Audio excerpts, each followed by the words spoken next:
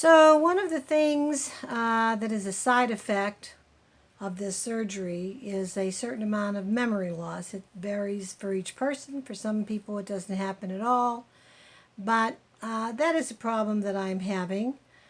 As a result, in my last video, I forgot even to introduce myself or my channel. So my name is Sandra Rochelle. My channel is Living the RV Dream with Time Traveler 2. At the moment, it's not a channel about RVing anymore. It's a channel about my journey into hell with this brain tumor that attacked my body. So I spoke at length with the surgeon about side effects from the surgery, which are many, one of which is memory loss, one of which is incontinence, one of which is lack of balance. There's a whole slew of things. I'll go into some of them a little bit later. But that gives you an idea of how serious this surgery can be. It's different for each person, but everybody gets some of it. So now we're approaching the date of surgery.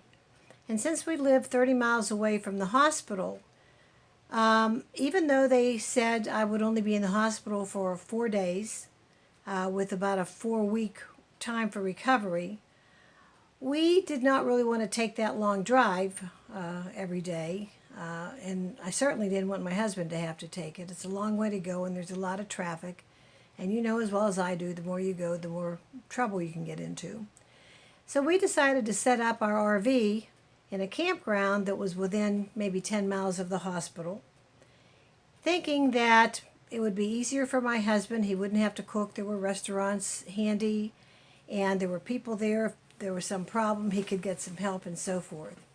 So that's what we did, and it is a tremendous amount of work to load a motorhome with everything that you need. You need your medicines, you need your clothes, you need your food, you need your cookware, your everything, just like if you were moving into an apartment. But anyhow, we did it. We drove over to the campground, set the RV up. We knew the manager over there, and he kindly gave us a discount because I was having this surgery, so that was nice. Everybody was very kind and very helpful. And before long, it was time for the surgery. I don't remember anything about the surgery. I cannot tell you a thing about it other than they did it.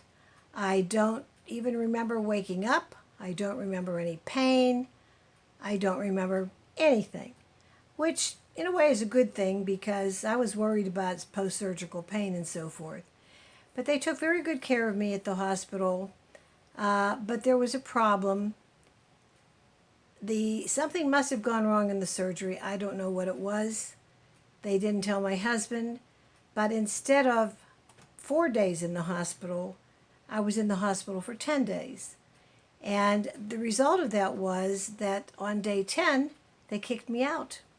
They told me I couldn't stay there anymore. And I said, how can you do that? I can't even walk. How can you put me out of the hospital? I'm not well. Well, you have to go. That's just the rules. It's Medicare or whatever. You have to go. Well, my husband can't take me home. He can't take care of me. No, we're going to have you go to a rehab facility. I said, we're not aware of any of those facilities, how good they are, where they're located, or whatever. So in comes the social worker with a package of paper about that thick, single space with names of places in our area, which now we're talking 30 miles away. Would not help us, said Medicare does not permit them to refer you to places. You have to pick your own. Well, we had no idea. So we picked one, and they put me in an ambulance and took me over there. I thought my husband was behind me. He wasn't. He went back to the campground because he thought I was being taken care of. Well, let me tell you, that facility was the worst place I have ever seen. They took me in there, and the first thing they started doing was giving me directions and information. You know, you can have a shower twice a week. Meals will be served at such and so a time. Blah, blah, blah. They put me in this bed. There was no air conditioning. We live in Florida. There was no air conditioning. They had a quilt on the bed. Now remember, I'm very weak. I can't even stand up. I needed to go to the bathroom. The nurse wouldn't help me. I said, well, use one of those gizmos that they put on people. She would not hold it for me. So I sat on the side of the bed, did my business as best as I could, and that was that. There was no food. I was not given any medication for pain. By this time I was having headaches and things. They didn't give me any medication because they said they didn't receive the orders.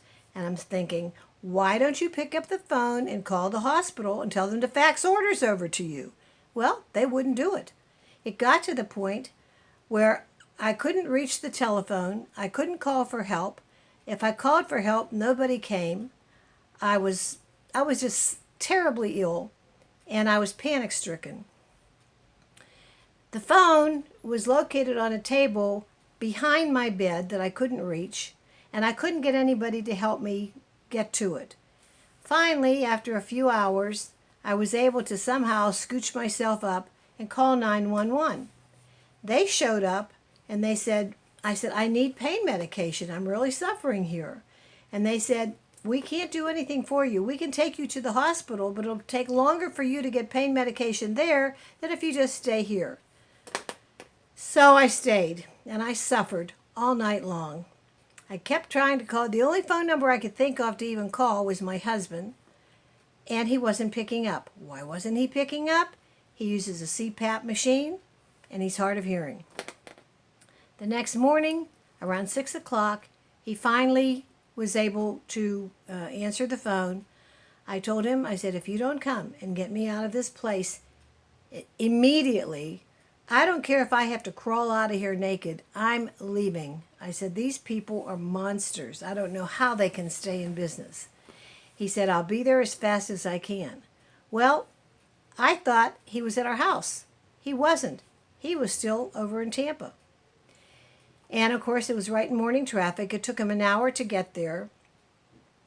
He got there. He gathered me up. He just told him, he says, I'm taking her. I don't care what you do.